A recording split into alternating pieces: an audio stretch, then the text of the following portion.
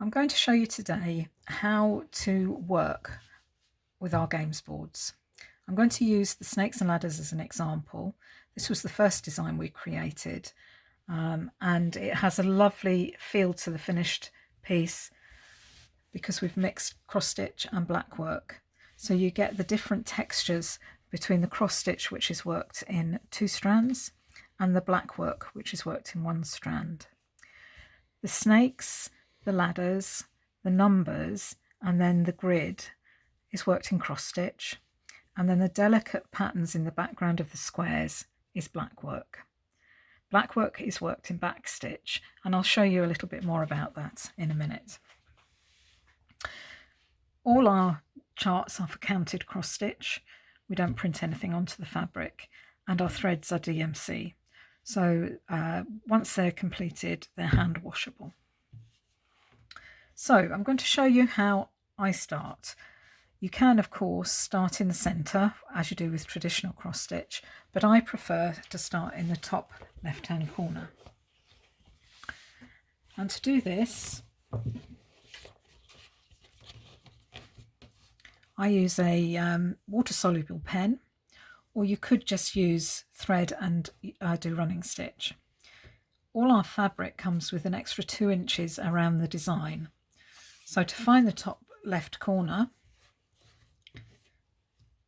you take 2 inches from the left side and mark it, and then 2 inches from the top and mark it, and that gives you your top left hand corner point.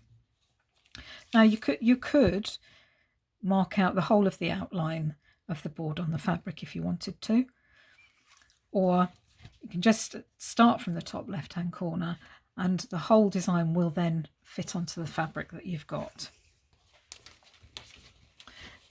Next we're going to have a look at the chart. So this is our chart. If our charts are, if our designs have black work in them, then the charts will be printed in colour. This shows you where the colours for the black work is. As in all traditional charts, the cross stitch is shown as filled squares and the snake, and then the black work are lined patterns, and these are in the colours that you're going to do that stitching in. So here on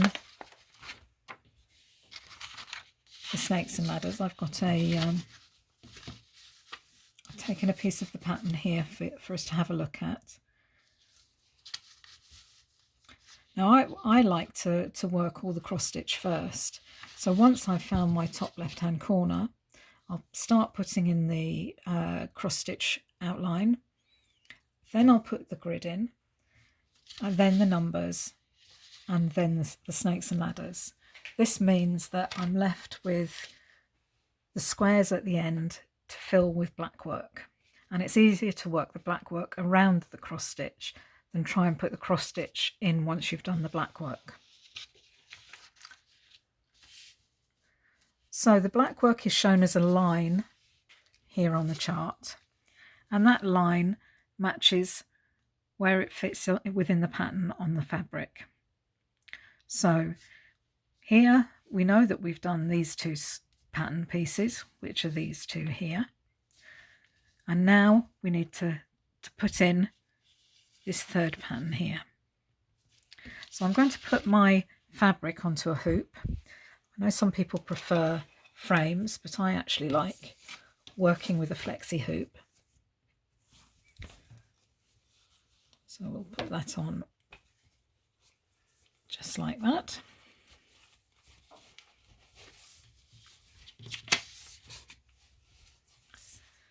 And then I'll get my thread. And what we're going to do here, our next piece of pattern is this line here. So it's 2 stitches from that box there. So I find my second hole, I come up with the thread and I do a back stitch.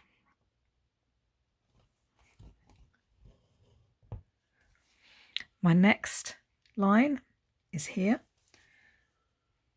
so I find the next hole down and I do a back stitch.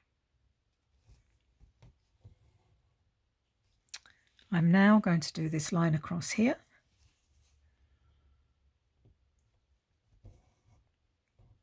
and there's 2 stitches.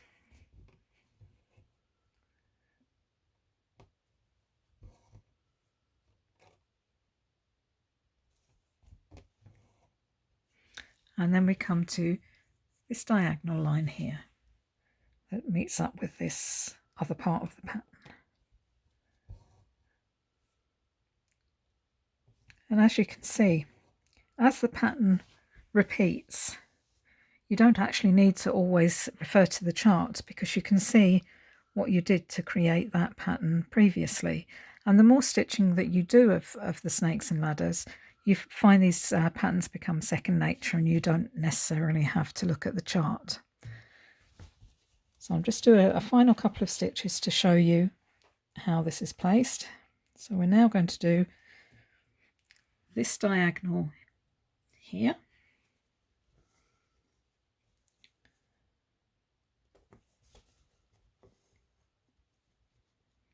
And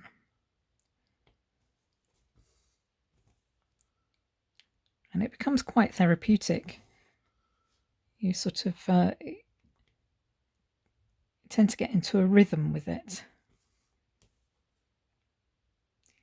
And I think it's a bit like doing the old dot-to-dot patterns, but with a needle and thread instead of a pencil.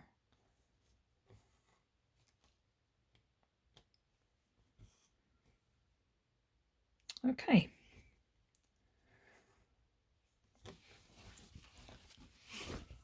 So there you go. You can see the pattern beginning to form, and it starts working quite quickly. Because you're doing that one single back stitch, you find that you can complete pieces of blackwork quite quickly. And with the modular shape of these boards, by creating these squares, you find that the whole thing grows a little bit bigger than a picture, because you can see that you've completed something and you have that sense of achievement. Whereas sometimes with a picture you can work on it for hours and not really see the difference that you've made. So that's the Snakes and Ladders board. With the kits you'll get a stitching guide.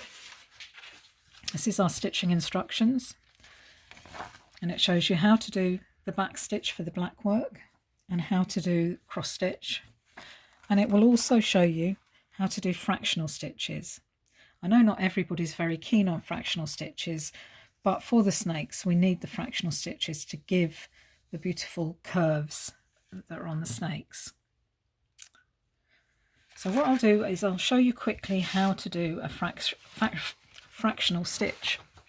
I'll show you on this piece of fabric here.